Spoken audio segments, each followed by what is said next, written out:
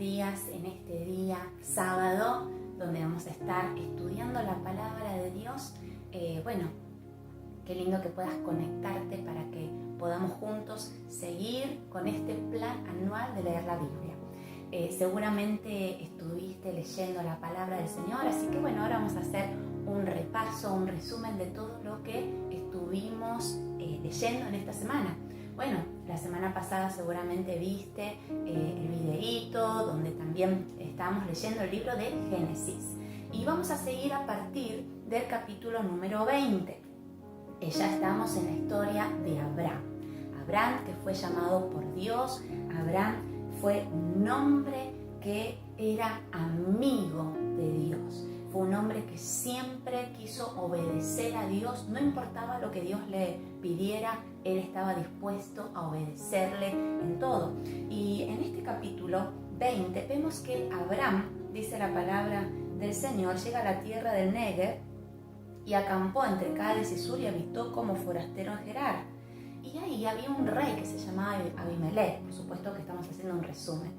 Resulta que la esposa de Abraham era muy hermosa y él, por temor, decía que era su hermana. En realidad era media hermana, pero era su esposa. Y Abimelech la había tomado. No se había llegado a ella, como dice la Biblia, pero estaba con Abimelech y empezó a tener sueños malos Abimelech. Entonces Dios le dice a Abimelech que Abraham es profeta. Acá vemos que la palabra del Señor le da otro nombre a Abraham.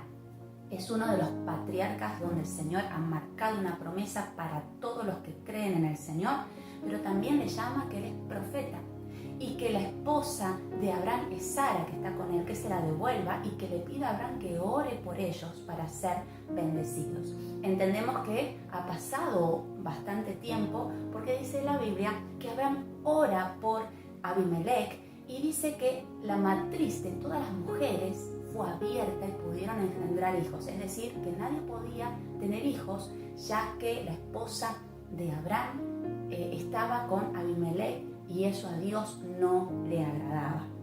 Qué interesante cómo Dios respalda a sus hijos. Y vemos acá en la palabra del Señor que Abraham oró por ellos y Dios hizo un milagro en toda esa ciudad.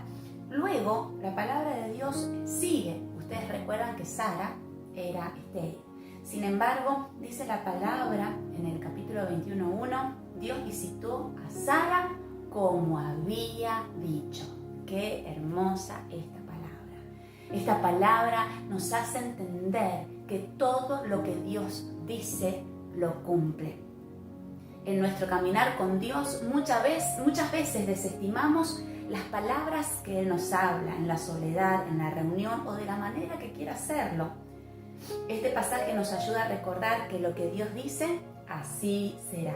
A veces habrá que esperar más, otras menos, pero lo importante es que Dios hará todo lo que nos ha dicho. ¿Cuántos pueden decir amén ahí en su lugar? Dice Lamentaciones 3:25, bueno es Jehová a los que en Él esperan, siendo Abraham de 100 años. Sí, me escuchaste bien. 100 años tenía Abraham cuando fue papá y nace Isaac. Isaac significa risa, porque la verdad es que cuando Dios le da esa promesa a Sara, ella se rió y dijo, ¿cómo una mujer que ya ni siquiera naturalmente tenía las condiciones de poder quedar embarazada y va a tener un bebé? Por eso le llamó Isaac, que significa risa. Él es entonces el hijo de la promesa. Pero vemos acá la palabra del Señor en el capítulo 21, del 14 al 20, antes de que nazca Isaac. Y muchas veces nos pasa esto a los seres humanos. Queremos ayudar a Dios tratando de que las cosas mejorarlas o pensar que nosotros las podemos hacer mejor. Y Sara cometió el grave error de pedirle a Abraham que se acostara con su sierva para tener un hijo de ella. Hoy en día ustedes saben que se alquilan vientres y es de otra manera, pero en esa época se hacía así. Y Abraham se llegó a su sierva y ella quedó embarazada y tuvo un hijo que se llamaba Ismael. Pero resulta que cuando nació Isaac, bueno, ya ahí había una rivalidad. Sara miraba mal al hijo de la sierva, claro, porque ella quería solamente que la descendencia fuera de Isaac. Y acá lo que acontece en el capítulo 21, del 14 al 20, es que la sierva de Sara, Agar, es echada. La echan, que se vaya, que se la rebusque como pueda, pero ahí en el desierto, Agar ha sido echada de la casa de Abraham junto con su hijo Ismael y el agua se acabó. Y ella sabe que la muerte de su hijo es inevitable. Ismael tiene sed, se está muriendo. Tratemos de imaginarnos esta escena. El corazón de Agar se desgarra de dolor por su hijo. Ella lo deja lejos para no verlo morir. Ismael llora, probablemente su madre no lo oyó, pero Dios lo oyó. Inmediatamente Dios envía un ángel, le da palabras de aliento a Agar, la sierva, la menospreciada, la que fue echada, y le dice: Dios está oyendo el llanto del muchacho, que lo sostenga en su mano, le dice, y también le da una promesa de un futuro próspero. Finalmente le abre los ojos y le provee una fuente de agua. Gloria a Dios. Esta reflexión dice: Dios oye el llanto de los niños. Y nos referimos a ese llanto de dolor por el maltrato, la pérdida de la familia. Tanto dolor, el abandono, la falta de comprensión. Dios oye el llanto de los niños. Para Él es un clamor, es un pedido de ayuda, de auxilio.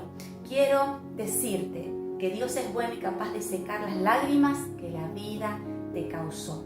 Algunos ya no son niños, pero acarrean en sus corazones el dolor de cuando eran niños. Dios le está mirando, Dios le está oyendo, Dios le va a atender. Por eso en esta reflexión hay una palabra a los padres y a las madres. Dios le dijo a Agar que sostuviera a su hijo con su mano, que lo levantara. Esta es la función de cada padre y de cada madre. Sostengan a sus hijos, levántenlos, no los dejen caer, no los abandonen, no los dejen a la deriva, a expensas de la suerte, a ver qué le puede llegar a acontecer. Lo más probable es que se muera en el pecado, en el mundo, los vicios, en una vida sin sentido. No abandones a tu hijo, no abandones a tu hija, sostenelo en tus brazos, presentalo a diario delante de Dios. Tu hijo no es para la muerte, ni para el mundo, ni para el pecado, ni para el diablo, sino que tu hijo es para el Señor y Dios te va a ayudar, porque cuando nosotros le pedimos al Señor sabiduría, Él nos provee. Bueno, acá en la palabra del Señor vemos un momento muy difícil que tiene que atravesar Abraham, y es cuando el Señor le pide que ofrezca en sacrificio a su hijo Isaac. Es algo muy impactante, es en la única parte de la Biblia que vemos algo así. El hijo de la promesa, el hijo que él había esperado durante tanto tiempo, dice la palabra del Señor que Dios le pide que se le ofrezca en sacrificio. Y lo más impactante es que Abraham no rehúsa, no duda. Él está dispuesto a todo. Dios le había pedido varias cosas a Abraham. Recordemos que le pidió que se fuera de su tierra, de la casa de su padre, que deje su parentela. Él había obedecido en todo. Ahora Dios le está pidiendo que ofrezca a su hijo. Un pedido muy especial. Abraham amaba a Dios más que a todo en esta vida y estuvo dispuesto a entregar todo a Dios. Sin embargo, en el momento, dice la palabra que cuando está a punto de matar a su hijo, un ángel le sostiene la mano y ahí Dios le dice que no extendiera su mano contra su hijo, porque él había entendido que no tenía ningún problema en darle todo lo que Dios le pidiera. Y Dios se da cuenta de cuánto Abraham amaba a Dios. Ahora esta reflexión nos hace pensar en nosotros. ¿Cuánto estamos dispuestos a darle al Señor? Porque seguramente Dios no nos ha pedido algo tan difícil como le pidió a Abraham. A veces son pequeñeces comparadas a estas y no estamos dispuestos. Y ahí vemos que tenemos trabas y vemos que hay muchas cosas en nuestra vida que parecieran no funcionar. Por eso esta palabra nos ayuda a entender que Dios pide que le entreguemos todo, que le dejemos todo en sus manos, porque Él tiene planes maravillosos para nuestra vida. Abraham lo entiende así, y por eso sobre él cae una promesa que hasta el día de hoy se cumple. Y todos los que hemos creído en el Señor pertenecemos a esa familia espiritual que ha sido engendrada desde Abraham, que le creyó al Señor. Luego sigue la historia donde Sara muere y ella muere a los 127 años y entonces Abraham decide buscar una novia para Isaac, pero no querían que fuera de la tierra de Canaán y querían que fuera de su parentela. Esto también tiene una enseñanza para los jóvenes, para aquellos que buscan novia o novio, o quizás no son tan jóvenes, pero están esperando. Y el Señor habla del yugo desigual. ¿Qué significa eso? ¿Qué comunión tiene la luz con las tinieblas? Abraham sabía que los cananeos tenían otros dioses, tenían un montón de dioses, pero ellos habían creído en el Dios verdadero. Y si él hacía alianza con una mujer que no era de sus creencias, vendría la ruina para la vida de Isaac. Por eso él está muy interesado en buscar una mujer para Isaac de su parentela. Así que le pide a su siervo que vaya en búsqueda, tiene que hacer un largo viaje y encuentra a Rebeca. Claro, fue dirigido por Dios. Dios le mostró el camino porque el siervo no tenía ni la menor idea quién era Rebeca. Sin embargo, él se puso en las manos de Dios para complacer a su amo, que era Abraham. Dios lo dirige, se encuentra Rebeca y Rebeca tiene un hermano que se llama Labán. La verdad es que Labán, cuando ve que el siervo de Abraham le pone un brazalete de oro, un anillo de oro y la llena de cosas, él mira eso y la verdad que parece un hombre bastante interesado porque no duda ni un minuto y deja que se vaya para que sea la esposa de Isaac. Y esta reflexión habla de un servicio interesado. Dice la Biblia que cuando Labán vio lo que el siervo de Abraham le había dado a Raquel, lo atendió bien, lo sirvió. Hemos visto, ¿no?, en nuestros años de creyentes la cantidad de personas que tienen esta misma actitud que Labán. Ofrecen a Dios y a la gente un servicio interesado. Esto es, si veo la paga, si me dan un adelanto de lo que al final me van a entregar, entonces me entusiasmo, sirvo, corro, pero si no me muestra nada de mi paga, ya mi pasión por el Señor y las almas no es la misma. Que Dios nos ayude, que se levante un ejército de hombres y mujeres que su único objetivo sea: te serviré, Señor, para vida o para muerte, te serviré. Por eso es el amor a nuestro Dios lo que debe movernos día a día. Bueno, luego viene en el capítulo 25, versículo 7, Abraham muere a los 175 años. Y también vemos que se repite la misma situación con Rebeca. Ella es estéril, no puede quedar embarazada, pero Isaac ora por su vientre. Y dice la palabra del Señor que ella queda embarazada de mellizos, que ya luchaban en su vientre. ¿Cómo será que luchaban esos bebés? Que ella dijo, ¿para qué quiero la vida? Pero Dios le da una palabra, le dice, hay 2 naciones en tu vientre, y en estos te será llamada descendencia. Por eso vemos en el capítulo 27, y ya estamos terminando la historia de Isaac, que los hijos crecen, pero Jacob era, digamos, el de la mamá. Vieron que hay hijos que tienen afinidades, y Esaú era más apreciado por su papá. Esaú fue el primogénito, fue el que primero nació. Sin embargo, él menospreció su primogenitura y un día, volviendo del campo, porque le gustaba cazar, y Jacob era más de estar en la casa, había hecho un guisado de lentejas y su hermano estaba con hambre. Y él le dijo, bueno, dame tu primogenitura y yo te doy un plato de lentejas. De esa manera menospreció la bendición. En ese momento la primogenitura conllevaba una bendición de su padre, que eran palabras fuertes, como el día de hoy. las palabras de nuestros padres son de bendición o pueden ser de maldición. Así fue que Esaú despreció su primogenitura y luego Isaac envejece y quiere bendecirlos y lo engañan a su padre, haciéndolo a Jacob pasar por Esaú. Isaac bendice a Jacob pensando que era Esaú, y cuando Esaú llega para obtener la bendición se da cuenta que su padre ya lo había bendecido. Ahí es cuando Esaú empieza a odiar a su hermano y lo quiere matar por haberlo engañado, por haberse pasado por él, y entonces Jacob tiene que huir. ¿Y a dónde huye? A la casa de Labán, que era su tío.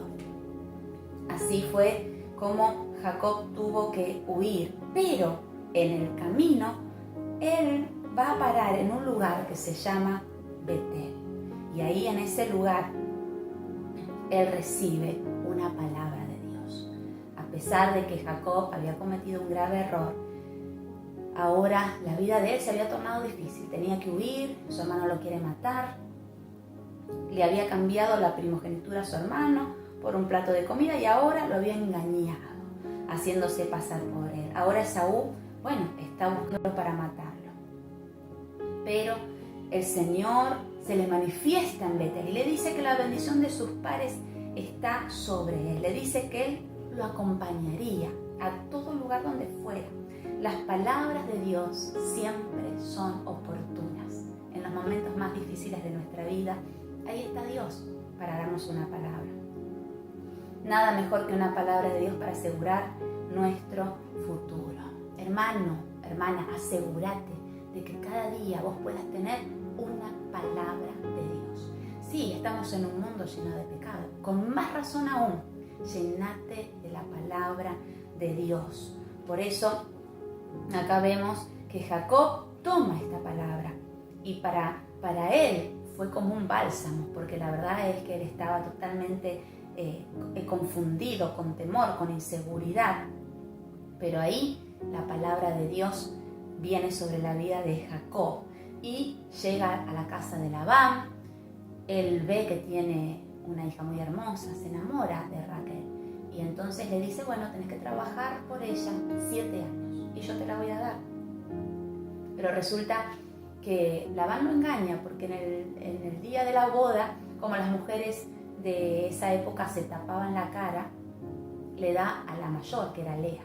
Al otro día, cuando salió el sol, se da cuenta que no era la que él quería. Entonces el padre le dice, lo que pasa es que primero se da la primera hija mujer.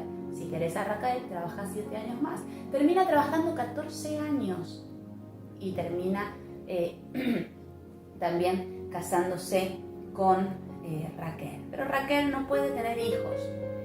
Otra vez el problema de no poder, de la esterilidad, ¿no? Entonces Lea sí, y comienzan a tener hijos, y con la sierva también de Raquel, porque ella no podía tener hijos, y acá es donde aparecen las 12 tribus de Israel. Ustedes tienen un cuadro que completar allí en el estudio, y el primer hijo es Rubén, que significa Dios miró mi aflicción. El segundo es Simeón, que significa Jehová oyó. Los primeros 4 son de Lea. Luego tiene a Leví, que significa unir, y el cuarto es Judá, que significa alabanza. Todos son hijos de Lea. Luego tiene con la sierva de Raquel. Dan significa juzgó, Neftalí significa lucha. Luego tiene hijo con la sierva de Lea. Gad, que significa fortuna. Aser significa dicha, feliz. Vuelve a tener hijos Lea, a Issacar, que significa recompensa, y a Zabulón morar. Y finalmente tiene un hijo Raquel, el hijo que Jacob ama, que se llama José. Significa él añade Benjamín, y el último Benjamín, hijo de la mano derecha, con el cual Raquel pierde la vida. Lea también tiene una mujer que se llama Dina, pero no es contada con las tribus. Acá es de donde nacen las 12 tribus de Israel. Ese es un dato importante porque hay muchos que quizás no conocen de dónde salen las 12 tribus. Salen de la descendencia de Jacob. Y luego, para terminar en este sábado, vamos a terminar con la historia de José. Bueno, hay varias reflexiones que ustedes pueden leer en el estudio que son hermosas, ¿no? De lo que pasa en la vida de Jacob. Pero bueno, tenemos que ir un poquito rápido para que ustedes puedan comprender bien la palabra del Señor. Yo les animo a que ustedes puedan leer el estudio, porque hay datos muy importantes, que es cuando, por ejemplo, Dios se le aparece a Jacob.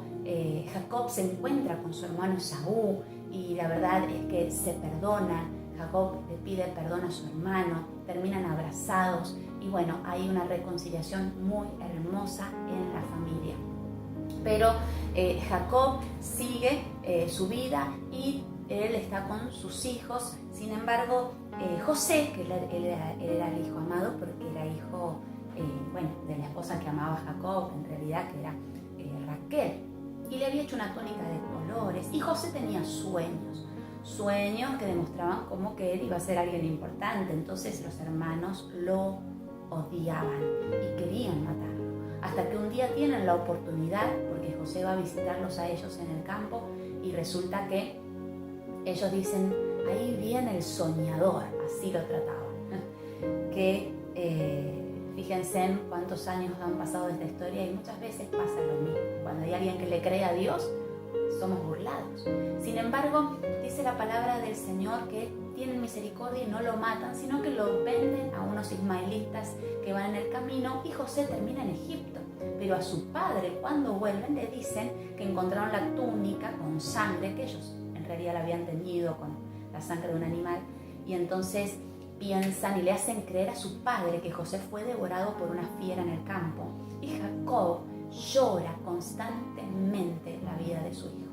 Era su hijo amado, era José, y para él no había solución en el saber que un hijo había muerto. Qué terrible es cuando un padre pierde a su hijo. Y bueno, acá comienza la historia de José. En estos capítulos de Génesis vemos a partir del 36 hasta el final de Génesis cómo José tiene un plan de Dios. Él termina en Egipto, él termina siendo el capitán, estando en la casa del capitán de la guardia, que era Potifar, y resulta que bueno, ahí se encuentra con la esposa de Potifar, que parece que José era muy lindo de aspecto, y esta mujer lo acosaba. Fíjense, la mujer acosando al hombre. Entonces dice la palabra del Señor que un día ella lo quiso agarrar para acostarse con él y él huyó, porque dijo: ¿cómo voy a hacer este grande mal contra Dios? Y bueno, la mujer empieza a gritar y dice que él la quiso violar, y José injustamente termina en la cárcel. Pero la palabra de Dios dice que todo era por propósito de Dios. Aún cuando nos pasan cosas malas, Dios está con nosotros, porque vemos acá que la presión de José no era pequeña, era una presión bastante difícil. Sin embargo, él no está dispuesto a negociar sus principios, sus valores, su moral íntegra para con Dios, con esta mujer que se le aparece ahí en su vida. Por eso, qué importante es examinarnos cuál es nuestra prioridad. ¿Qué hacemos en los momentos difíciles, cuando hay presión alrededor de nuestra vida? Qué lindo que es que siempre haya un no para el pecado, un no que nos salga de adentro con todas las fuerzas, porque sabemos que si pecamos, ofendemos a Dios. Y José había entendido esto, el decir no a lo que Dios dice no, es un ejercicio de nuestra voluntad. Después uno adquiere el hábito y ya sabe que es no, porque a Dios no le agrada. Seamos un hijo de Dios. Ahí en la cárcel está José, pero también dice la palabra de Dios que todo lo que hace José es prosperado. Hasta el carcelero le dice: bueno, ayúdame a cuidar a los presos, porque se veía la bondad de José, que todo lo que hacía lo hacía bien. Y también llegan dos oficiales del faraón, tienen dos sueños terribles y José los interpreta y se cumplen los sueños. El copero llega de nuevo al palacio y José le dice: decile al faraón que yo interpreté tu sueño, pero el copero se olvidó. hasta que llega el día en que el faraón tiene un sueño terrible que nadie puede comprenderlos, interpretarlos, y el copero se acordó de que José había interpretado su sueño y que todo lo que le dijo se había cumplido. Así que José es llamado por el mismo faraón, lo hacen cambiar, lo afeitan, le ponen un anillo, le cambian las ropas para que se presente ante el faraón, y José interpreta tal cual lo que Dios había querido darle a entender al faraón su sueño, y José termina siendo el gobernador de Egipto. Qué impresionante los planes de Dios. Ahora, desde que José tuvo sus sueños hasta este momento, han pasado muchos años, pero José esperaba en el plan de Dios para su vida. Viene en este tiempo a la tierra un gran hambre. La familia de José está pasando hambre, y en el único lugar que hay comida es donde está José, porque ahí está el Hijo de Dios, ahí está la bendición. Y vienen los hermanos de José a pedir comida. José los conoce, pero sus hermanos no lo conocen. ¿Y qué hacen los hermanos? Se postran. Se cumple el sueño de José. Bueno, qué interesante es cómo Dios cumple los sueños que tenemos en Él. José no se olvidó de este sueño, y llegó el día que se cumplió. Para que se cumpliera, tuvo que pasar momentos difíciles, tuvo que pasar la prueba, tuvo que pasar momentos desagradables en la cárcel, injustamente, fue maltratado, pero él esperaba en los sueños de Dios. Ahora José es el gobernador, ahora se encuentra con sus hermanos que terminan siendo inclinados delante de él. Y bueno, hay toda una historia por aquí detrás, pero termina esta parte de la Biblia trayendo a Jacob, que era su padre, lo ve a su hijo, y la verdad que es muy hermosa esta historia cuando su padre abraza a José viendo que está vivo, que es el gobernador, que Dios lo había bendecido, y termina toda la familia de José siendo bendecida porque José no había guardado rencor. Él le dijo a sus hermanos: yo los perdono porque todo pasó por propósito de Dios para nuestras vidas. Así que termina toda la casa de Jacob, quien ahora se llama Israel, padre enaltecido, pasó el nombre a ser padre de multitudes. Terminan todos en Egipto. Ya son 70 personas la descendencia de Abraham hasta este momento. Jacob llega a la tierra de Egipto con 70 personas y terminan viviendo en Egipto. Así que hasta acá llega la palabra del Señor del libro de Génesis, y vemos que Dios cumple sus planes y sus propósitos, y no hay nada más hermoso que vivir en los planes de Dios. Te invito a que sigas leyendo la Biblia. Esta semana comenzamos con el libro de Job, porque está armado siempre cronológicamente. Así que oramos y que el Señor te bendiga. Padre, te doy gracias por tu palabra. Te pido, Padre, que sea recibida con fe. En el nombre de Jesús, Señor, te doy gracias por aquellos que se apasionan por leer tu palabra y por vivirla. Amén.